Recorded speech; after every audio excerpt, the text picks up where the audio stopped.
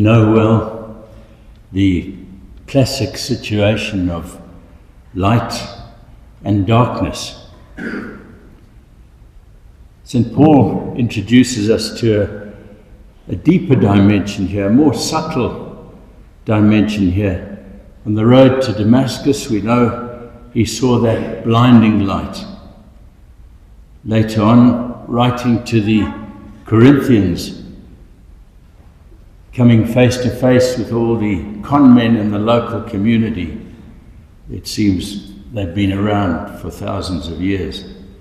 But coming face to face with them, he warned the people of Corinth that Satan could disguise himself as an angel of light. So our classic situation of light and darkness now becomes a more subtle and dangerous and seductive one of light and false light.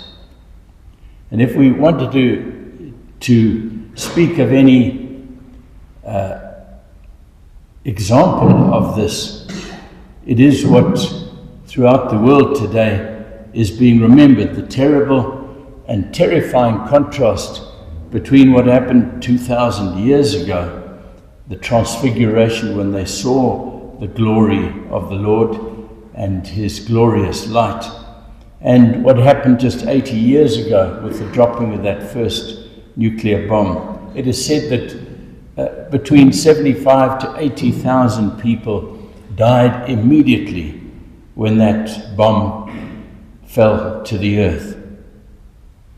And perhaps that death, that instant death, was more of a relief than what people went through days and weeks and months and even years thereafter. The power of that false light is something absolutely frightening. What we as human beings are capable of is absolutely frightening. I was thinking, I enjoy sometimes to turn my tablet on and go onto one of those, this country has talent, this country has talent, Spain has talent, Britain's got talent. I enjoy in a few minutes to I can see some smiles down there in the congregation, to listen to young talented singers. But one of the things that I found so disturbing about going onto YouTube is to see how much of the lie is there. You see the attractive figure of the concoction of AI, probably of Leo the 14th, and some controversial statement about him, and you say, can that be? And then you get to learn a little bit, and you know that's pure fake news. It's false information. It's false light. And just recently, Meta here in our own country, Meta, the old, what was its old name? But you know the one I'm talking about, Zuckerberg's crowd. Meta was taken to court in South Africa for allowing some... Facebook, thank you. What's that?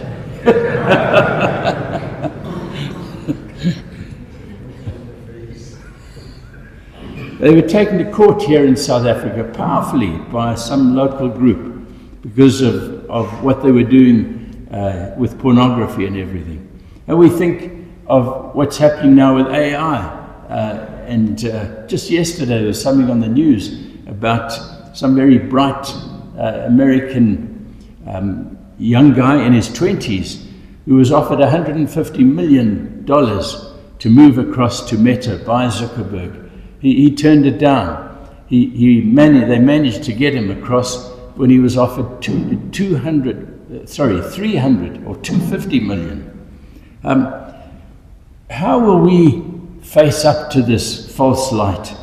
We're going to need strategies like that group here in South Africa before the courts here fought what was being done on Meta and being protected by Meta.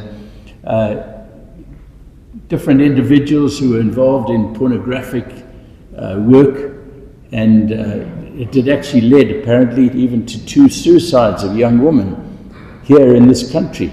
So we're going to need strategies to face up to and to confront and to destroy, to overcome the false light that is so seductive and so convincing.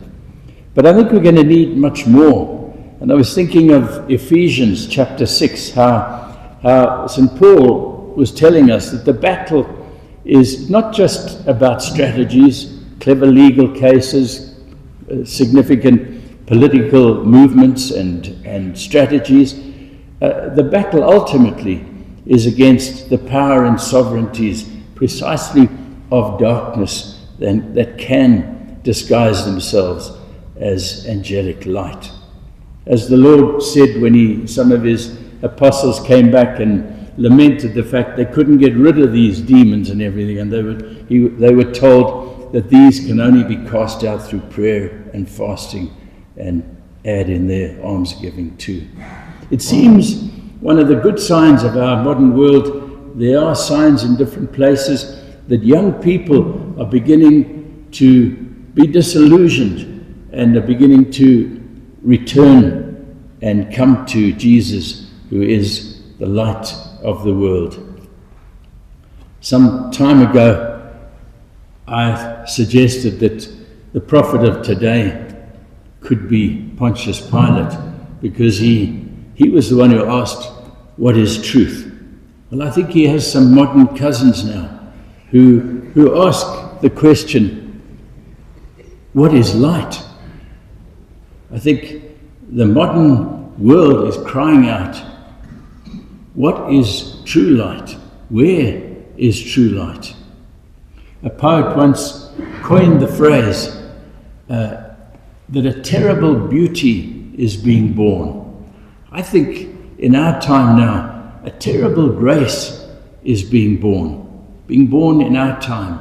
A grace that as the false light grows, so the realization that we need ever more than ever before, we need the true light.